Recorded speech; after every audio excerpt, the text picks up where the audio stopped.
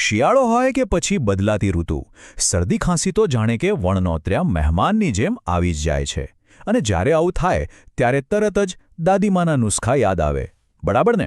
તો ચાલો આજે આપણે એક એવા જ વર્ષો જૂના અને એકદમ અસરકારક ગુજરાતી ઉકાળા વિશે વાત કરીશું. એને બનાવવાની આખી રીતને ઊંડાણથી સમજીએ. એટલે જ આ સવાલ આપણા બધાના મનમાં આવે છે કે ભાઈ, આ શરદી અને ખાંસી માટે ઘરે એવું તો શું કરી શકાય? તો ચાલો આ સવાલનો જવાબ શોધીએ. એક એવો જવાબ જે આપણા વડીલોના અનુભવમાંથી આવે છે. તો સૌથી પહેલાં આપણે વાત કરીશું આ ખાસ આયુર્વેદિક ઇલાજ વિશે. આ ઉકાળો બને છે કેવી રીતે અને એનો ઉપયોગ કરવાની સાચી રીત કઈ છે? ચાલો જોઈએ. ઓકે, તો હવે સૌથી અગત્યની વાત, આ ઉકાળા માટે કઈ કઈ વસ્તુઓ જોઈએ. અને અહીંયા જ ખરી મજા છે. આનું માપ છે ને, એ કોઈ ગ્રામ કે ચમચીમાં નથી, પણ આપણા વડવાઓની સ્ટાઇલમાં દેશી ચણા, ઘઉંના દાણા અને બાજરીના દાણાથી માપવામાં આવ્યું છે. એકદમ રસપ્રદ છે. ચાલો જોઈએ. તો આ રહ્યું લિસ્ટ. કુલ 13 વસ્તુઓ છે. જો, અળસી લેવાની 2 દેશી ચણા જેટલી, સુવા 1 ચણા જેટલો, પછી જેઠી મધ, અજમો, હળદર, મીઠો લીમડો અને હિંગ પાવડર. આ બધું જ 2 દેશી ચણાના દાણા જેટલું. તજનો પાવડર પાછો 1 ચણા જેટલો.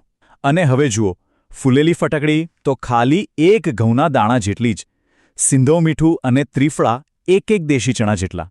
અને ચૂનો એ તો ફક્ત 1 બાજરીના દાણા જેટલો. છેલ્લે ગળપણ માટે ગોળ એ 2 સોપારી જેટલો. આ જ માપ આ નુકસાની અસલિયત છે. પણ ઊભા રહો, બધું ભેગું કરીને ઉકાળવા માંડો એ પહેલાં એક બહુ જ જરૂરી વાત. લિસ્ટમાં જે અળસી અને સુવા છે ને, એને આખા નથી નાખવાના. એમને અધકચરા વાટીને એટલે કે સહેજ ખાંડીને પછી જ વાપરવાના છે. આ સ્ટેપ ભૂલ્યા તો સમજો કે ઉકાળાની અડધી અસર જઈ. ચાલો, બધી સામગ્રી તૈયાર છે. હવે સવાલ એ છે કે આ બધું ભેગું કરીને બનાવવું કેવી રીતે? તો હવે જોઈએ ઉકાળો બનાવવાની સ્ટેપ બાય સ્ટેપ રીત. રીત તો સાવ સહેલી છે. પેલી બધી 13 વસ્તુઓ લઈ લો અને એને એક ગ્લાસ પાણીમાં નાખી દો.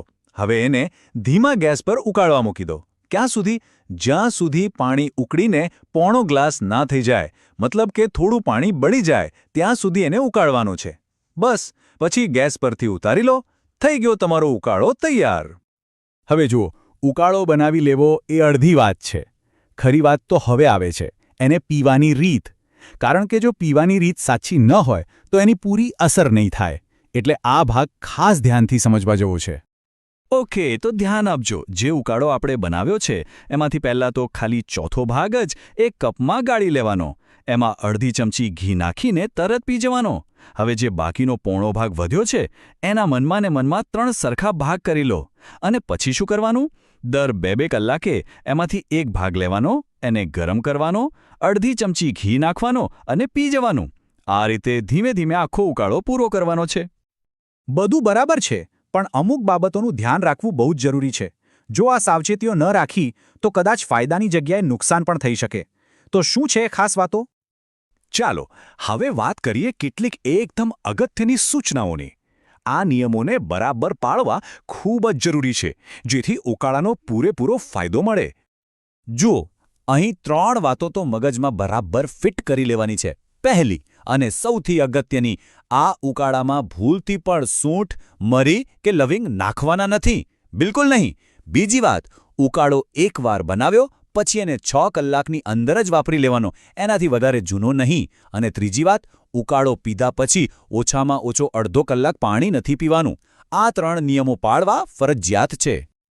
તો આ હતી આપણા પરંપરાગત ઉકાળાની આખી વાત, એની સામગ્રીથી લઈને પીવાની રીત સુધી.